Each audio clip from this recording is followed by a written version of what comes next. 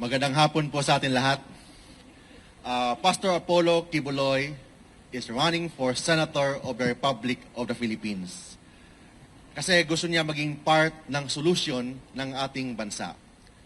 Ang focus po niya, bakit siya tumakbo? Dahil sa Diyos at sa Pilipinas nating mahal. It means yung focus ng kanyang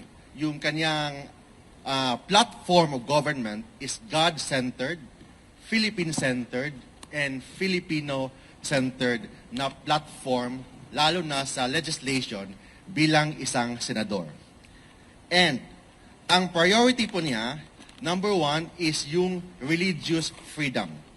Naniwala po si Pastor Apollo Kibuloy that religious freedom is inviolable. It means kailangan ang government po natin should secure the holy grounds against state forces. Second, kailangan protektahan ang mga mahihirap, mga poor, particularly sa health, free medicine, fast medical services.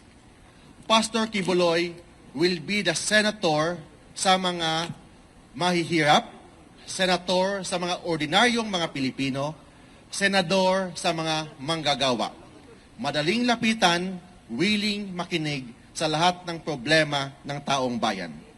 And third, he will focus on education. He wants a massive quality education and zero corruption. Makita naman natin, exhibit number 1 is the KOJC. Kung ano po yung ginawa ni Pastor Kibuloy sa KOJC, yung kingdom, yung sa Tamayong, and sa lahat sa buong mundo, yun ang gagawin po niya sa buong Pilipinas bilang isang senador. Of course, he will give voices to the IP, OFW, tourism, and transport group. Thank you and good afternoon. Maraming salamat po. Sir, just your name, sir. Can we have your name? Attorney Mark Tolentino. Wala po na akong question. Nag-speech lang po siya. Sir, pwede lang picturean yung, Sir? yung COC.